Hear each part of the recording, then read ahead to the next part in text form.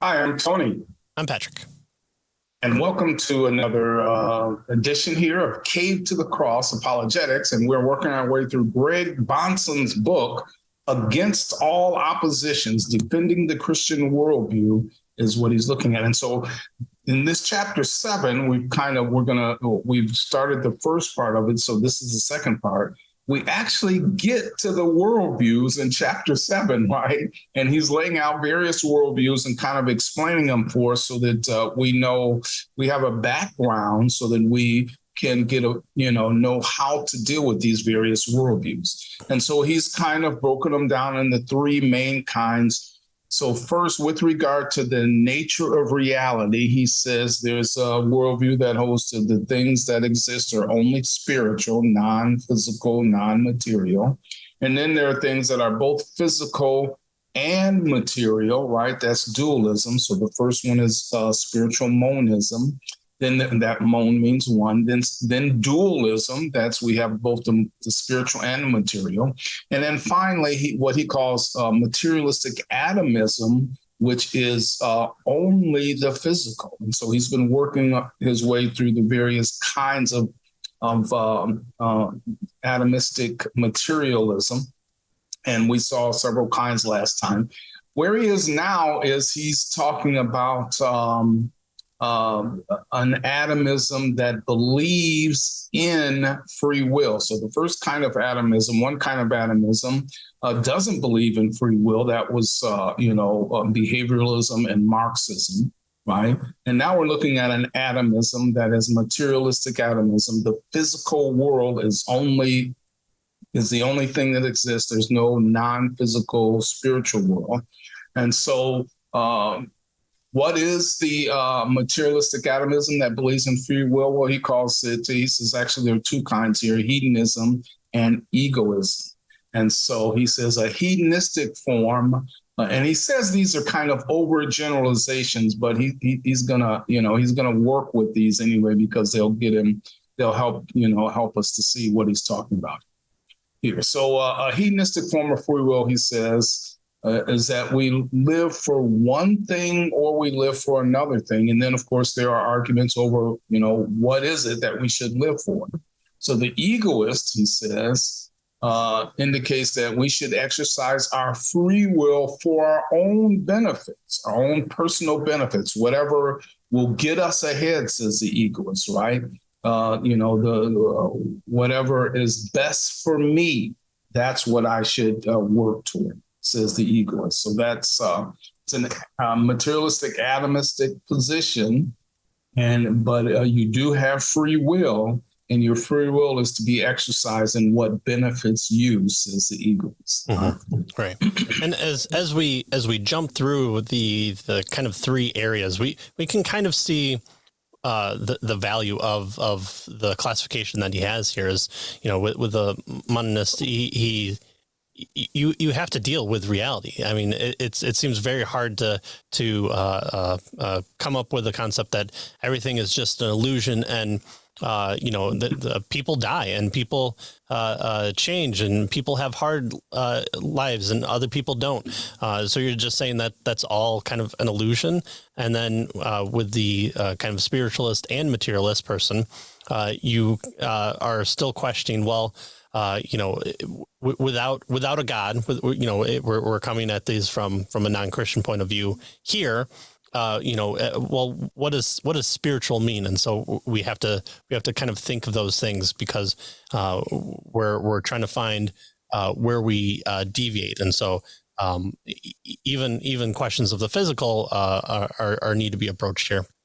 And here you have only the physical. And so you come up against things in the physical world that people kind of almost take for granted, and they go, well, what about you as a person? You are different from your brother, but you come from the same person. So how does your personality exist, and how does things like love exist, and how does you going out throughout your day? How do you do those things? And so that's the benefit that we can already start to see here, and especially talking about hedonism and egoism here, is that focusing on choice is a very good avenue to take on having a more full picture of putting somebody into a proper category of the worldview, so that way we can talk to them on their level to have this internal critique. And so hopefully you're seeing that with what's being covered here. So all that to say then that if those who aren't egoist or hedonist ultimately become Unitarianism or utilitarianism, those are not egoist or hedonist. This utilitarian says that you should do what is best. What is the best interest of the most amount of people, or the most people, or other people?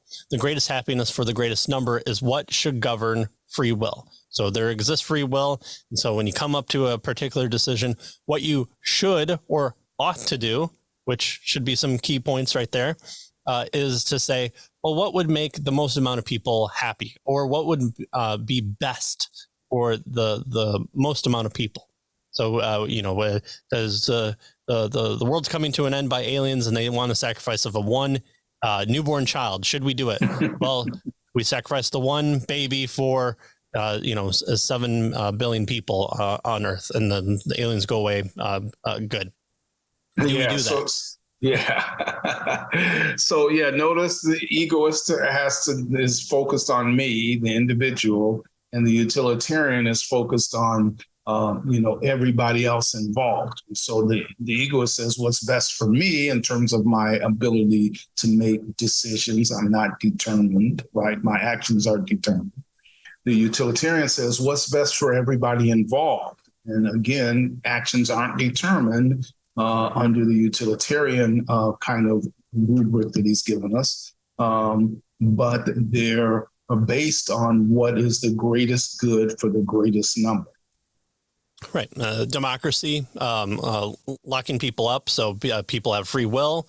They know the repercussions to their actions, and they violate other people's happiness or free will. And so that's when you have to lock them away, because they're responsible for their actions, because they have free will. And also, this is the greatest happiness for the greatest amount of people. You don't want that person interfering with one or more people. They've already done so. And so we have to remove them from society, at least for a time, maybe forever, depending on the extent of it. And so here, democratic humanist would be this utilitarian point of view avenue. But then there's existentialism, and this is kind of the final one under the category of hedonism, or the free will understanding of materialistic atomism, is externalism.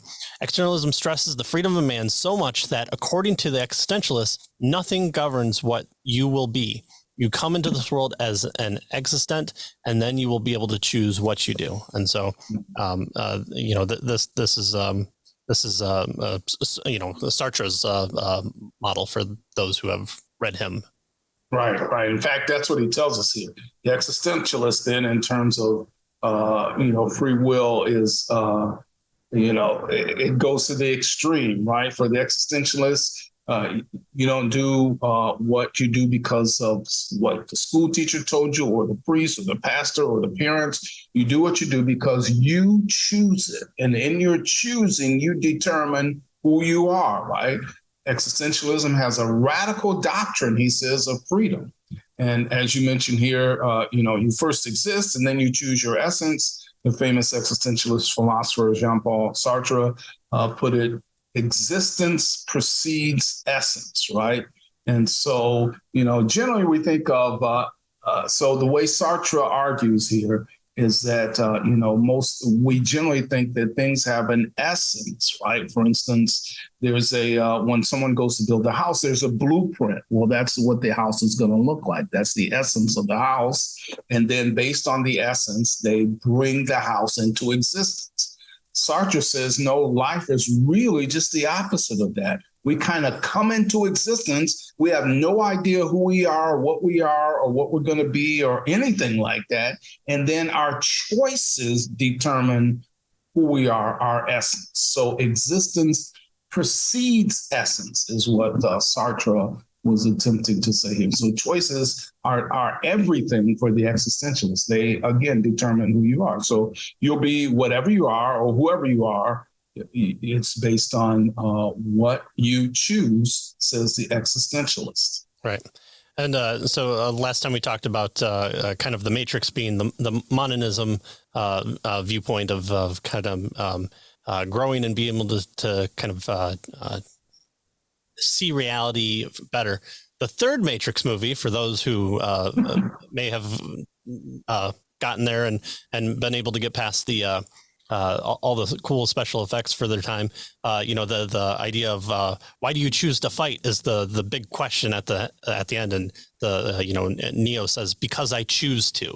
So it's not the program that he was conditioned to. Yes, he's the one, but why does he continue to fight even though his loved one is dead and Zion's going to fall? Why does he choose to continue to fight against unimaginable odds? Because Agent Smith has taken over everything within the Matrix, and the one great line in the whole movie is because I choose to. And so that's Neo becoming the existentialist.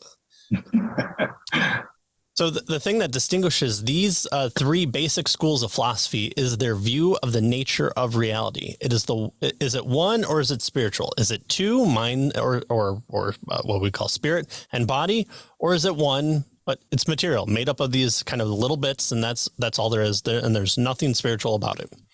These are the distinctions: matter or spirit, or both, many things or one thing. If you get that grid set up in your mind, is what Bonds is saying. Just about any view you encounter is going to fall into one of those categories, whether they use this vocabulary or not. And when we went through Nancy Pearcey's book, Finding Truth, this is this is the box. This is the people that the box sets in front of everyone, and they try to fit everything within the entirety of the known universe or the unknown universe into this box. And there are people that want to close the lid before everything gets in, and so they leave it out, and we have to to there's no such thing as free will. Things. Yeah. Right. So, or you don't really have love, and or the baseball flying at you that hit you and caused you never to play baseball again when you were 6. That's out the window, and that didn't really happen to you. But I'll tell you really what happened to you. You just thought it was, or you didn't leave a good enough life, and so you experienced this pain that showed you that you're going to become the next sacred cow, literally for in your next life. Right. Good. So now what Bahnsen does is he makes a cut in terms of the major idea that he's talking about. He's been dealing with metaphysical issues, the nature of reality, right? And he says, is reality spiritual? Is reality physical and spiritual, or is reality only physical, right? So he's been asking questions with regard to that and categorizing various positions with regard to that question. What he moves to now is kind of a different kind of question, right? He says that there's one other option that is distinguished from these basic 3 that we've been looking at, not on the basis of their view of the nature of reality, but on the basis of their view about whether you can know anything for sure about ultimate reality. So he's moving from metaphysical questions into what we call epistemological questions with regard to knowledge, right? And so he says this 4th basic school of philosophy he's going to call pragmatism or skepticism. Yeah. So the pragmatic or the skeptic is the philosopher who watches all these schools of thought and argues, who cares? Like, who really cares about, the world exists, it doesn't exist? Who cares if we're in the matrix or not? Are we brain in the vat, or are we mind, body, soul, and spirit, and we have free will or we don't? Who cares? We just cut it off at the knees. That's it. So the pragmatic, right? We talk about this within society. It doesn't matter where we're at, how we got here. All that matters is that we're here now. What are we going to do about it? And pragmatists like John Dewey at the beginning of the 20th century says, all these old philosophical problems are worthless. There's no cash value in them. The only thing that really makes a difference is whether you are successful in this world in solving your problems. To be pragmatic, therefore, means to forget the theoretical issues and just get on with solving things. A true engineer, like who cares what the theory of it is? Give me all the parts. Let's build it. Let's see if it works, and we'll see if we'll get a bike for Christmas. That's right. And if it works, we win, right? Right. Yeah. And so it says a version of pragmatism that doesn't go, far to say that truth is what works is skepticism. The skeptics, he says that nobody knows for sure, right? We don't know for sure. Often he turns cynical, the skeptic does, Bahnsen tells us. The skeptic says, since nobody knows for sure, since we don't know what ultimate values are or what the nature of reality is, the only thing that really counts is getting by in society, not in the pragmatic sense, right, of in terms of let's do what works, but in the more selfish and self-serving sense, right? He says skeptics often became debate coaches in ancient Greek, right? The sophists, who were skeptical philosophers, and who said there's no absolute truth, nobody can know for sure. And so if that's the case, then we'll teach you how to get your way in the assembly by debating well so that you can accomplish your goals through debating well, since nobody knows for sure and there is no absolute truth. And so what you want is what works for you, and we'll show you how to debate well, says the sophists, right? Right. And now we've devolved into just cutting off the debating well. We just, what is woman? Well, woman has the essence of womanhood. It's whatever someone claims to be. I don't have the ability to tell you that what's true for me isn't always true for the person down the street of what a woman is. And so we're just left there. We all thought we knew what woman was, but then a person that came along and disagreed with us showed us that, well, their view is just as valid as ours is. And so we can't say right or wrong what it is. And so this almost postmodern viewpoint is clearly at play, probably even more so than what Bahnsen probably envisioned, but also probably what he thought might have occurred if we continued down the path that he kind of saw at his time. And so right. He was speaking and writing in the 1990s. So it was a while ago. Although this book just came out, this is based on lectures that he gave then. Right. So this kind of fourth category of philosophy is basically kind of giving up on the big questions of philosophy and just paying attention to what works. I don't care if there is a God or there isn't a God. If it is, it doesn't matter to me because I'm just continuing on. You can't really know anything. I can't know anything. We'll just kind of leave it at that. And it doesn't really matter. As long as you don't affect me, I don't affect you, we'll just call it good. And all these big questions don't really matter. Don't really matter. This is overly simplistic, but it's accurate enough for our purposes here is what he says. Right, good. And so then he moves on kind of, he says, every point of view that you come across will come down to one of these positions or some variant of these various positions. The people you encounter are going to be monist and think that everything is spiritual, or dualist of the idealist or stoic sort, or atomist, materialist, right? Either thinking that there's free will or that there isn't. Or pragmatists or skeptics who will say it makes no difference, right? It only matters that we're successful in solving our problems, or more cynically, no one knows and can know for sure anyway, right? So those are the various positions now that he's kind of laid out. And he suggests those are the main things that we'll be running into in terms of worldviews. Yeah. So if there's one thing I know for sure, it's that we cannot know anything. So let's start from there. That's right. When you come up against someone who has a different religion from your own, the temptation will be to think that these categories apply only to unbelieving philosophies and not to other religions. But these other religions are also a kind of philosophy, including Christianity. If you treat them as the philosophies they are, then the method of refutation that he wants to suggest here will be just as effective with them as with anything else. And so this works with the Muslim. This works with the Jew. This works with the Branch Davidian. If you can kind of classify people within these type of worldview, what we call the metaphysics, the nature of reality, and then the epistemology, our how we know things or how we do things. This will just help us kind of focus our questions and focus where the person's heading. And also we have to realize too that not everyone is fully consistent even within their point of view. And that's not to say, oh, therefore nothing matters here.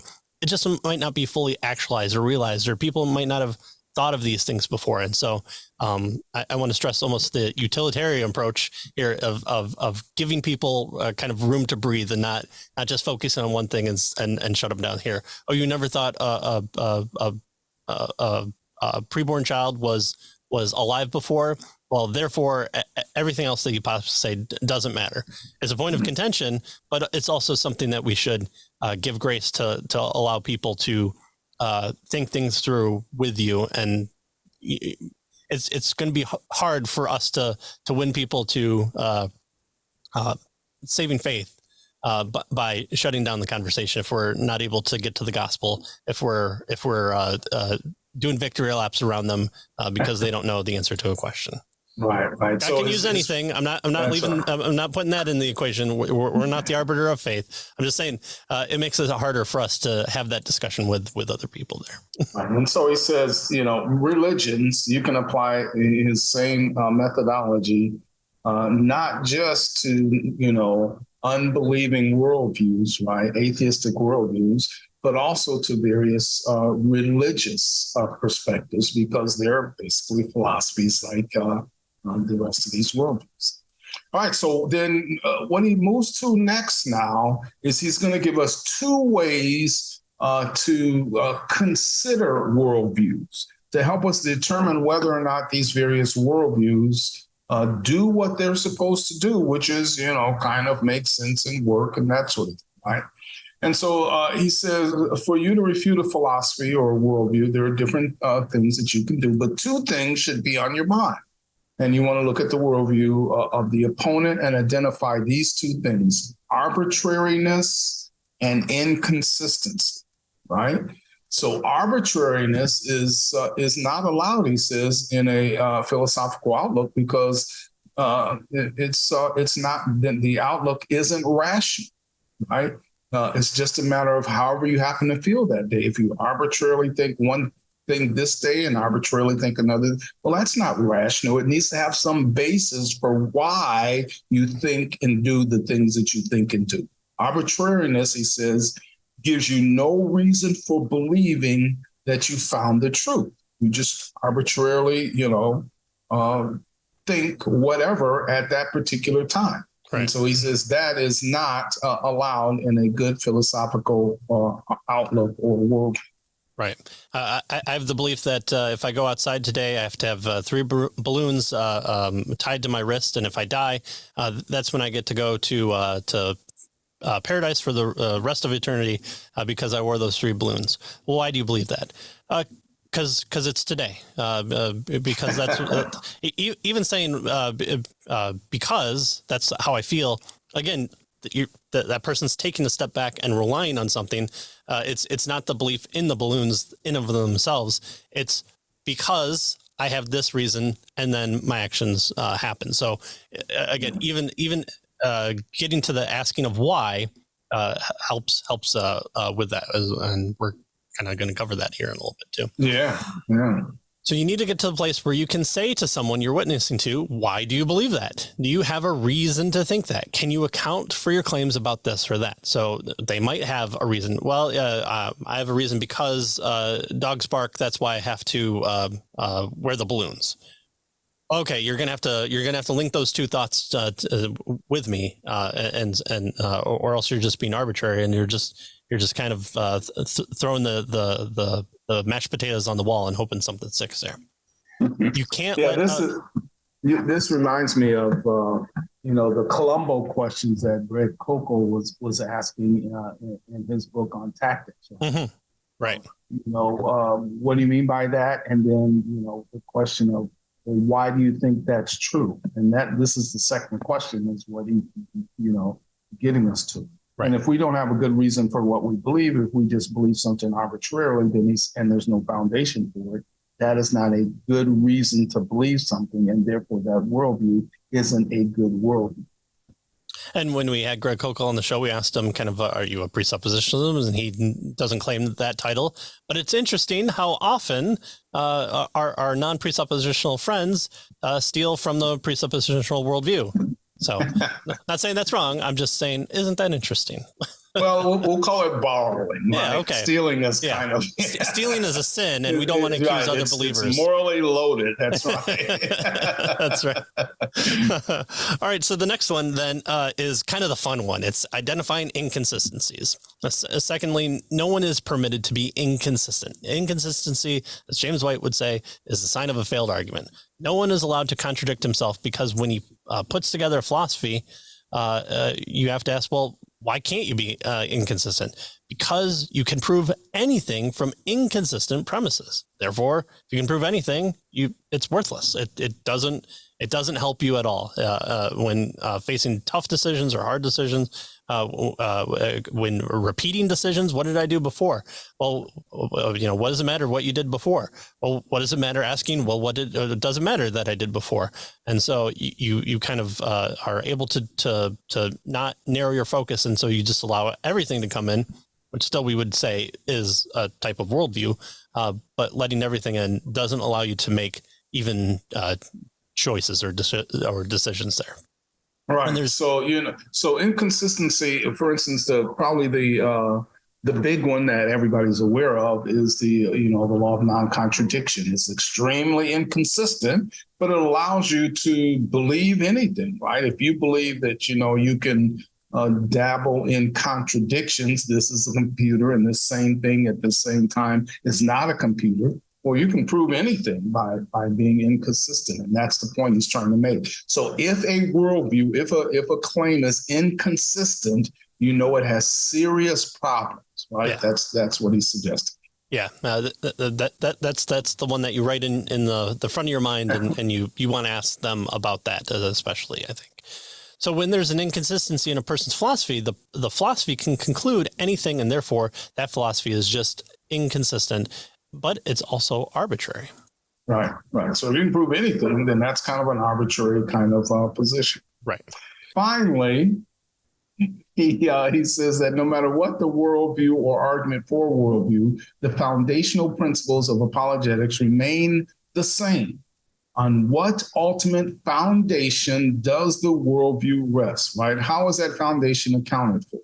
And so he says, in the end, the autonomous man must be pressed to explain and account for the logic that's being used to build that particular worldview. So that's what he wants us to see. You have to help them to see what their foundation is, and then does their foundation help them to account for what they say they believe, right? So that's kind of how he ends this chapter. And now he's going to move into the next chapter, and it is going to be a critique of atheism, is what he tells us. And so we're going to look at the foundation of atheism and see if it can work through the various questions that he asked us to raise with regard to a worldview. Right. Yep. And so that's one of the factors of going through this book and seeing that it's not just for atheists, because obviously we've talked about Hinduism, we've talked about all these various philosophies, and some that certain atheists would hold to, some wouldn't, and so it gives you a good, I think he called it a grid set to kind of say, here's the Overton window. Are you a left of center socialist, and so you put the peg there, or are you someone that believes all matter is a lie, and so you put the peg there as well? So again, the back of the chapter has a really good set of definitions for a quick reference, especially if you're taking notes, copying those down and kind of getting them in your head. Really helps you, and also just kind of plotting them out even on your own framework might be helpful as well if you're just new to kind of looking at this. And of course, the questions in the back of each chapter are good group study questions, but also good kind of am I confident that I understand this chapter well? Or go back to the beginning of these 2 episodes that you've listened to and listen to them again. You can also, on your way, maybe if you want to, thumbs up, subscribe, leave us comments, leave us reviews, anything to go against the evil genie that doesn't want you to listen to challenging podcasts or apologetics, to understand that God is not an evil genie, and the one that tells you, did God really say, might be the first villain of kind of the first 3 pages of the good book. And so show your rebellion by liking these episodes. So we thank you for joining us. You can always go to caveofthecross.com to see past episodes. In the middle of the page, there's all the books that we've done. Click on those books, take you to the interviews that we've done. We can take you to each chapter that we've done. We also have book reviews, and the short clips are on there. Not for everything. Hopefully someday when I have free time, if I understand what free time is at one point in time, and those you'll be able to find on there as well. You can share them and get all the book suggestions that we have for each episode that we talk about, and any external videos that we kind of point to, or any other websites. So that's all we got for you for this chapter. And so next time we'll take down those who say in their heart that there is no God. And so we'll see. Do you really say that? So thanks for joining us, and we'll see you next time. See you next time.